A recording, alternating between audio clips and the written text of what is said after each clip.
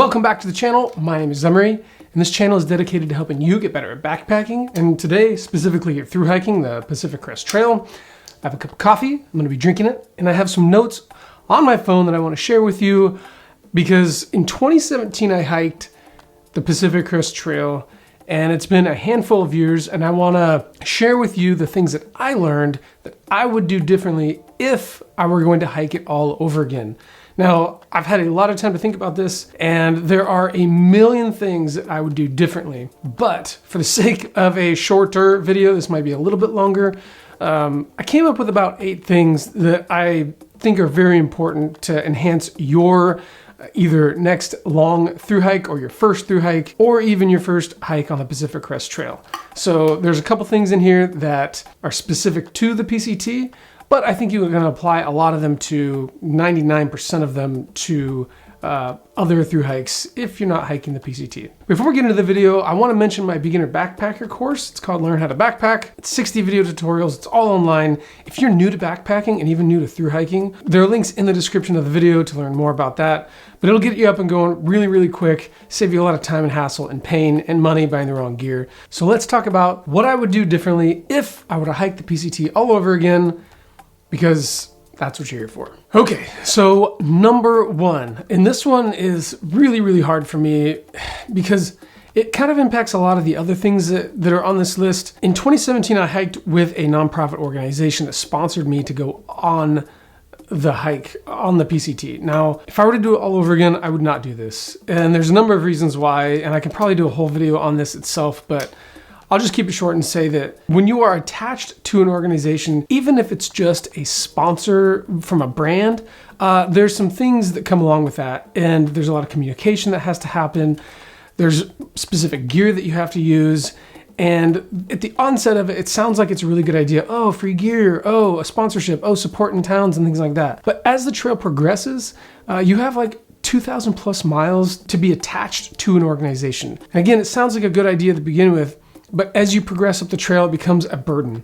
And there's a lot of drama that comes along with being attached to an organization or a sponsor that I would just want to avoid altogether. You end up having to hike with a bunch of people that you may not want to hike with. Even though I made a really great lifelong friend from that organization, I would just rather not hike with one and be on my own the entire trail. It allows for more flexibility. It allows you to hike your own hike, which is a common thing among thru hikers. And all in all, it just reduces the amount of drama. Again, there's a ton of details, and I'm more than happy to go into that in future videos if you guys want to hear about it. But really, if you're thinking about joining an organization or a sponsor, I would suggest not doing it. Buy your own stuff, hike your own hike, fund it yourself. It'll mean more to you in the long run. All that being said, if it wasn't for the organization that I hiked with, I probably wouldn't have hiked the PCT in the first place. So it's kind of this weird balance.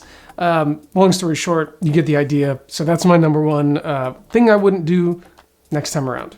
Number 2, I would hike alone a lot more. And I only did this towards the last 200 miles of the trail. And this kind of goes back to the organization thing. I was stuck hiking with a bunch of people that I necessarily didn't want to hike with at certain times. And I never got the feeling of being out on the trail alone until the last 200 miles. My hiking partner ended up going home. And the last 200 miles were amazing. I was able to hike on my own and kind of just go at my own pace. I did some of my biggest miles at the end of the trail on my own. And there's a certain thing that comes along with hiking alone. There's this boost of confidence.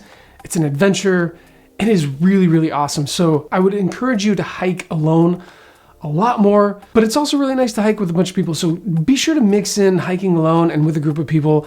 When you're with a group of people or a group of friends, you can get really drugged down by either the attitude or the culture or just the miles. Maybe you want to do more miles, or maybe you want to do less miles, and that trail ends up being a conglomerate of someone else's trail and your trail. So by hiking alone, you can make the trail your own. So I would just end up hiking alone a lot more because some of those miles were some of the best miles of the trail, and I really cherish those memories from that time. Number 3, I would start out the trail in running shorts and a t-shirt and a hoodie. Now, like a merino wool mid-weight hoodie.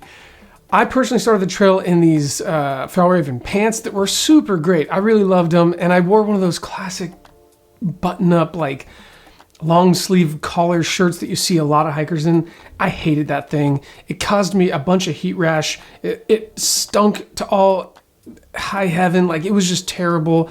The pants were fine, but as you progress up the trail, you kind of dial your kit in, and I ended up sending my pants home, and I hiked the rest of the trail. Like in Northern California, I hiked the rest of the trail in running shorts. And then eventually in Washington, I ended up sending that silly shirt home and just wore a T-shirt with a hoodie and then a warming layer. So that was it. That system as a whole, running shorts, a T-shirt, a mid layer, like a hoodie, and then a insulation layer, was perfect through all of Washington. And I remember getting through half of Washington being like, I wish I would have done this to begin with. So no pants. Well, you gotta wear something, but yeah, so that's what I would do differently from the beginning. Number 4, I would ditch my backpacking lid from the beginning. Now, there's some really awesome benefits to having a lid, but there's also some major drawbacks, especially if you are thru hiking. Namely, 1, it weighs something. It's definitely not a whole lot, but when you're thinking about what kind of gear you can ditch as you're making your way up the trail, you often think about things like your lid. Now, I hiked a lot of the trail with my lid and ended up ditching it because I wanted to save some weight, and I found that I was using it as a storage place for things that I didn't need. The key to thru hiking is efficiency. One of the benefits that come along with ditching your lid is you increase efficiency. You end up ditching a lot of stuff that you thought you needed because you just don't have space for it. So it really starts paring down your gear, and I ended up optimizing my setup that helped me out a ton. And I just reorganized my pack, and I was like, cool, I don't have my lid, I can't put that there, so I'll just put it here, get rid of this stuff, get rid of that stuff. And my efficiency went through the roof. So be sure to just ask yourself if you really need that backpacking lid or not. You'll see a lot of thru hikers without lids, and there's a reason for that, because you really don't need it. Number 5, I would hike slower for longer periods of time. For some reason, going into my hike, when you have a distance between you and where you're going, you tend to think that you need to hike fast to get there. Well, what ends up happening is you put pressure on your body that you don't need to. So instead, hike slower all day long. You don't need to get there at 3 p.m. You don't need to hit your mile marker as soon as possible. Just walk gently, walk slow, really take care of your body, because as those miles add up and as those days add up, it really takes a toll on your body. This is a marathon, it's not a sprint. Walk slow for longer periods of time, take those breaks, and enjoy the trail. You just don't need to get there. You can, if you rest throughout the day and you're easy on your body, you'll have the energy once you get to camp. I eventually learned that lesson and enjoyed my trail so much more. Number 6, and this one applies to the Pacific Crest Trail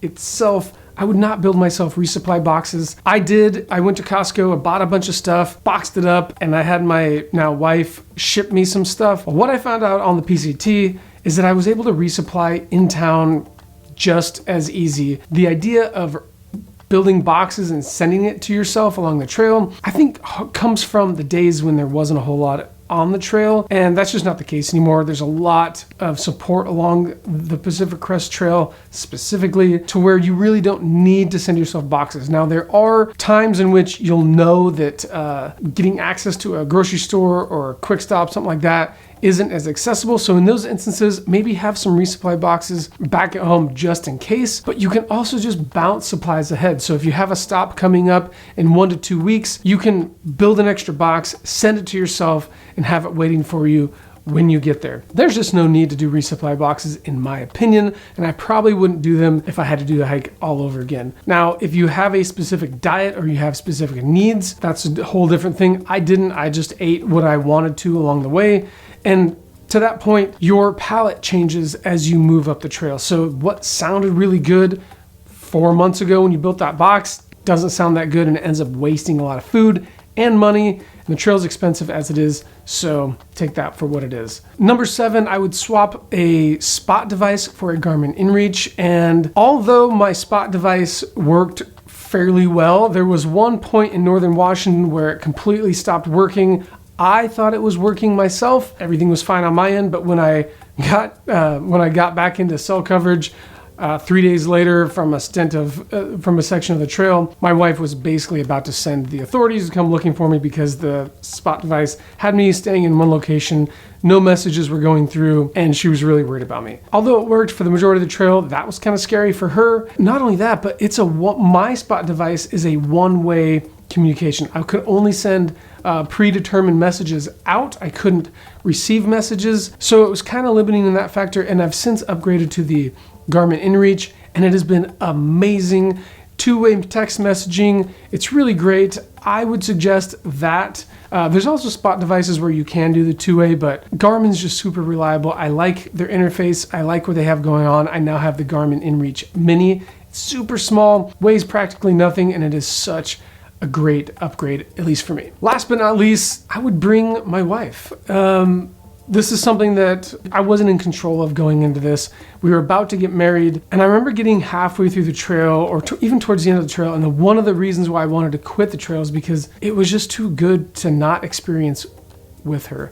I felt like I was experiencing something that I would have wanted to experience with her. Even though I had a really good friend at the time with me, a new friend, and we had an amazing time, we have a bond that is so strong now, I kept thinking to myself how much I wanted her with me. A trail like the Pacific Crest Trail, and really any other long distance hike where you go through all these trials and tribulations, it's gonna build a really strong bond with whoever you're with. And for me, anyhow, looking back, I would have wanted that bond to be built with my wife. If you have a significant other that you really want to bond with, man, I would really encourage you to figure out a way to do the trail together.